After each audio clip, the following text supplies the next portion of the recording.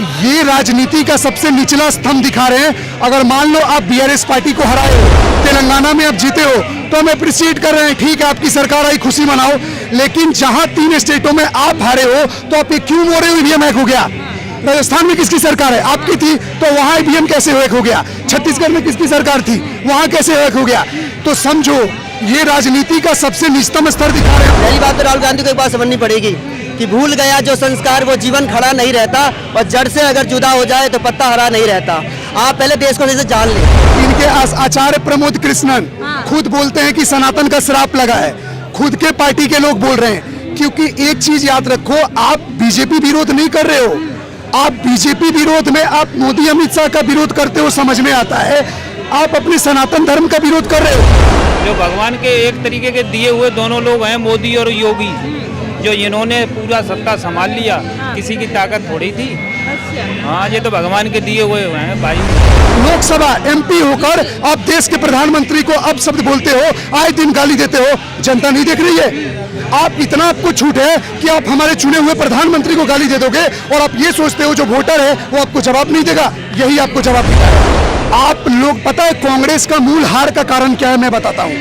कांग्रेस का हार का कारण बीजेपी विरोध नहीं है, कांग्रेस का हार का कारण है जो उनके वोटर से उनके लिए गलत शब्द का प्रयोग करना, अपने धर्म के देवी देवताओं का मजाक बुराना।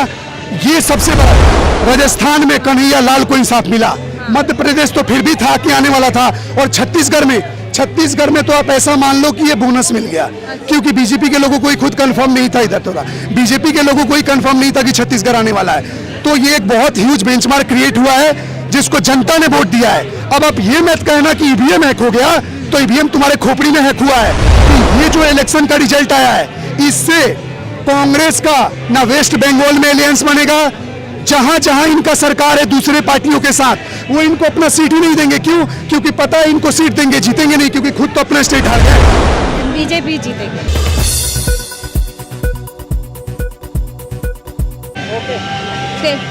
नमस्कार, मैं प्रिया झा और आप देख रहे हैं पब्लिक लाइव यूपी। इस वक्त जो हम लोग बात करने आए हैं विधानसभा चुनाव की, जिसके 4 राज्यों के रिजल्ट आ गए हैं। 3 में पूर्ण बहुमत के साथ में बीजेपी आई है। सर, वो पूर्ण बहुमत के साथ में 3 राज्यों में बीजेपी आ गई, लेकिन तेलंगाना में पीछे रह गई, क्यों?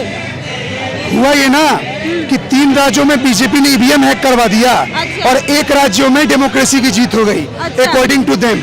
अच्छा। सुबह सुबह कार्यालय ऑफिस से ऐसा आ रहा था कांग्रेस के कि पूरा ढोल नगाड़े बज रहे हैं, मिठाइयां बज रही हैं। जब पता चला यहाँ तख्ता पलट हो रहा है, तब सारा अंदर किया गया। ये राजनीति का सबसे निचला स्तंभ दिखा रहे हैं। अगर मान लो आप बीआरएस पार्टी को हराए हो, तेलंगाना में आप जीते हो, तो हम अप्रिशिएट कर रहे हैं, ठीक है आपकी सरकार आई, खुशी मनाओ। लेकिन जहां 3 स्टेटों में आप हारे हो, तो आप क्यों बोल रहे हो ईवीएम हैक हो गया? राजस्थान में किसकी सरकार है? आपकी थी, तो वहां ईवीएम कैसे हैक हो गया? छत्तीसगढ़ में किसकी सरकार थी, वहां कैसे हैक हो गया? तो समझो ये राजनीति का सबसे निचतम स्तर दिखा रहे हैं। और दूसरा चीज, आज आप किसी से ये मत पूछना कि मोदी जी ने काम क्या करवाया, कितना करवाया। जो करवाया वो दिख रहा है, और आज ये देश में साबित हो गया कि असली पनौती कौन है। आप किसी लोकसभा सीट पे बैठ के, लोकसभा एमपी होकर आप देश के प्रधानमंत्री को अब शब्द बोलते हो, आए दिन गाली देते हो, जनता नहीं देख रही है? आप इतना आपको छूट है कि आप हमारे चुने हुए प्रधानमंत्री को गाली दे दोगे, और आप ये सोचते हो जो वोटर है वो आपको जवाब नहीं देगा। यही आपको जवाब मिला है। अच्छा, मोहब्बत की दुकान खोलने चले थे राहुल गांधी जी, खुल क्यों नहीं पाई ये दुकान? देखो एक क्या है ना, प्यार तो दिल का ही, और जनता ने क्या किया ना, ये मोहब्बत की दुकान में बता रहा हूँ। जनता ने इनको दिल दिया, वोट कहीं और दे दिया। अच्छा। जैसे कमलनाथ, मध्य प्रदेश में कमलनाथ ने कमल दबा दिया।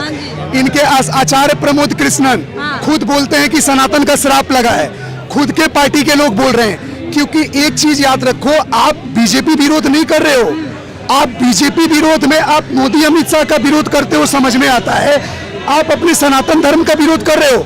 लोग बोलता है बीजेपी धर्म की राजनीति कर रही है, तो आप तो बड़े बड़े रोज ये कर रहे हो, बनवा रहे हो। बोलने का मतलब आप भी तो मंदिरों में माथा टेक रहे हो, आप भी तो मस्जिदों में जा रहे हो, तो ज्यादा आप कर रहे हो। बीजेपी आ गई है, कोई दूसरा बोले ही ना इसमें। आप लोगों ने वोट नहीं दिया आए दिन। आज अगर गलती से भी अगर बीजेपी हार गई होती ना, यहाँ खड़े होना मुश्किल कर देते लोग। यहाँ पे इतना अभद्रता फैलाते ना कि आपको इंटरव्यू लेने में 4 बार सोचना पड़ता। आज जीत गए ना, इसीलिए बोल पा रहे हैं। अच्छा, जो कह रहे थे कि ये सेमीफाइनल की तरह है विधानसभा चुनाव, तो क्या लगता है 2024 में भी रिजल्ट ऐसा ही रहने सुनो वाला है? सुनो, अगर बीजेपी तीनों स्टेट हार भी जाती ना, फिर भी 24 का चुनाव एक अलग इंपैक्ट क्रिएट करता। आप समझो, राज्य चुनाव जो विधानसभा का होता है वो स्टेट की पॉलिटिक्स होती है, उसमें सरकार अदली बदली होता रहता है। जब अपन लोकसभा के लिए देते हैं तो वहां देखते हैं हमारा हेड कौन है, हमारा लीडर कौन है, उनके अपोजिट में कौन है, तो वहां मोदी का चेहरा देखते हैं। फॉर एग्जाम्पल, राजस्थान में किसकी सरकार थी? कांग्रेस की। लोकसभा सीट किसकी है? समझ रहे हो आप लोग? पता है कांग्रेस का मूल हार का कारण क्या है? मैं बताता हूं। कांग्रेस का हार का कारण बीजेपी विरोध नहीं है।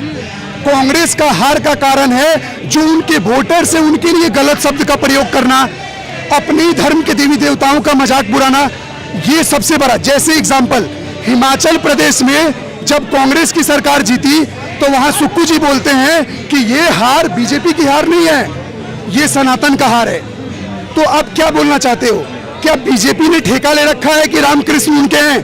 क्या आप कांग्रेस पार्टी में होते हुए बीजेपी का विरोध करते हुए अपने भगवानों को नहीं मान सकते? तो अब समझो ये कितनी गंदी राजनीति कर रहे हैं, इसीलिए हार रहे हैं ये लोग, और ये हारते रहेंगे, ये हारते रहेंगे। और जनता, सबके हाथ में मोबाइल है भैया, तुम मेरा वोट छीन सकते हो। अगर यहाँ मान लो मेरा कोई भाई दूसरी पार्टी को वोट देता है तो उसका अधिकार है दे। जनता आपको सपोर्ट कर रही है, जाके कमल किम दबाई। राजस्थान में कन्हैया लाल को इंसाफ मिला, मध्य प्रदेश तो फिर भी था कि आने वाला था, और छत्तीसगढ़ में तो आप ऐसा मान लो कि ये बोनस मिल गया, क्योंकि बीजेपी के लोगों को ही खुद कंफर्म नहीं था, इधर थोड़ा बीजेपी के लोगों को ही कंफर्म नहीं था कि छत्तीसगढ़ आने वाला है। तो ये एक बहुत ह्यूज बेंचमार्क क्रिएट हुआ है जिसको जनता ने वोट दिया है। अब आप ये मत कहना कि ईवीएम हैक हो गया, तो ईवीएम तुम्हारे खोपड़ी में हैक हुआ है, तो फिर कल तेलंगाना का लोग बोले कि कांग्रेस ईवीएम हैक करवा दी क्योंकि वहां बीआरएस की सरकार थी, तो आपको कितना बुरा लगेगा? बुरा लगेगा ना। तो आप पार्टी विरोध करो, आप एक स्टेट में जीत गए, मजे करो, दूसरे स्टेटों में ये मत बोलो ईवीएम हैक हो गया। आपको जनता हैक कर रही है। 3 मई को क्या बोला था मोदी जी ने कि कांग्रेस के कुछ ऐसा दिन चला गया, वही हो गया, साबित हो गया। अब करो और अपमान करो देवी देवताओं का, और अब भद्रता फैलाओ। इंडिया अलायंस वैसे ही टूट गई थी, अखिलेश यादव जी ऐसे ही दूर चले गए। धीरे धीरे देखना अब क्या लगता है। अब आपके चैनल के माध्यम से मैं ये बताना चाहता हूं कि ये जो इलेक्शन का रिजल्ट आया है, इससे कांग्रेस का ना वेस्ट बंगाल में अलायंस बनेगा, जहां जहां इनका सरकार है दूसरे पार्टियों के साथ, वो इनको अपना सीट ही नहीं देंगे। क्यों? क्योंकि पता है इनको सीट देंगे, जीतेंगे नहीं, क्योंकि खुद तो अपना स्टेट हार गए। सो ये इनके लिए एक बहुत, बीजेपी के लिए एक तो ड्रास्टिक चेंज हुआ, बट इनके लिए एक बहुत बड़ा गड्ढा खोदा गया है जो इससे कभी उबर नहीं सकते। और 2024 वैसे भी आ रहा है। क्या कहना चाहेंगे सर कि 2024 का चुनाव, क्या इस विधानसभा चुनाव से कोई इम्पैक्ट पड़ेगा? बहुत, क्योंकि ये जब भी क्या कहते हैं आपका राजस्थान, मध्य प्रदेश और छत्तीसगढ़ का चुनाव होता है, वो सेमीफाइनल के तौर पे देखा जाता है हमेशा केंद्र के चुनाव के लिए। तो सेमीफाइनल तो भारतीय जनता पार्टी जीत चुकी है। आगे भी जो है क्या कहते हैं, देखिए पहली बात तो राहुल गांधी को एक बात समझनी पड़ेगी कि भूल गया जो संस्कार वो जीवन खड़ा नहीं रहता, और जड़ से अगर जुदा हो जाए तो पत्ता हरा नहीं रहता। आप पहले देश को जैसे जान ले।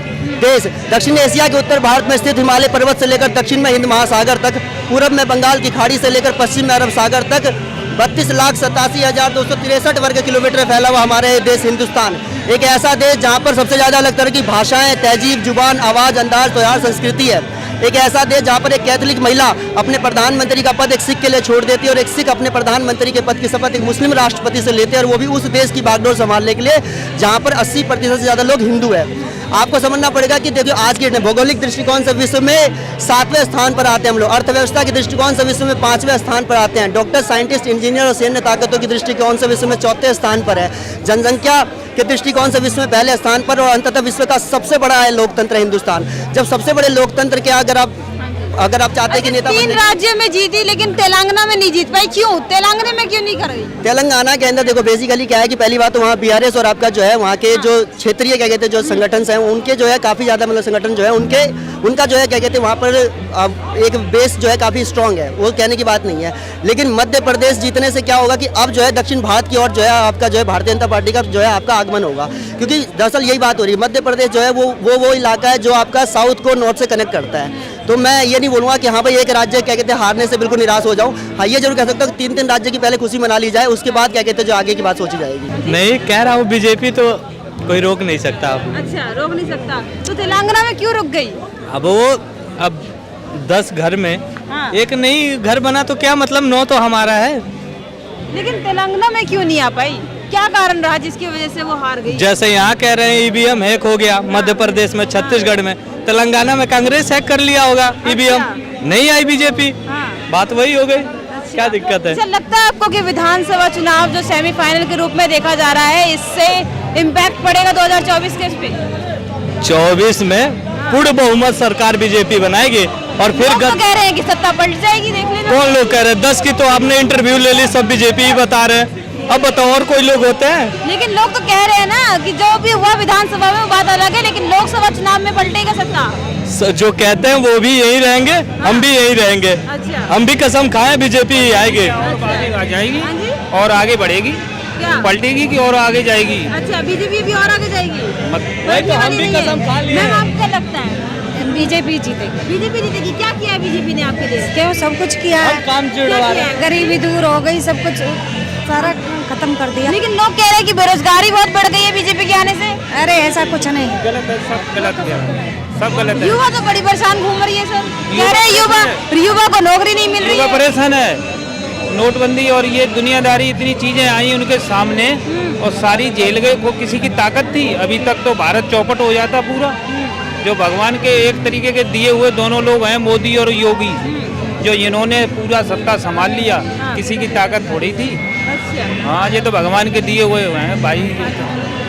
अच्छा, चलिए 2024 के चुनाव का विधानसभा चुनाव सेमीफाइनल रहा, जिसमें लोगों को यही लगता है कि सेमीफाइनल में बीजेपी जीती है तो फाइनल में भी बीजेपी ही जीतेगी।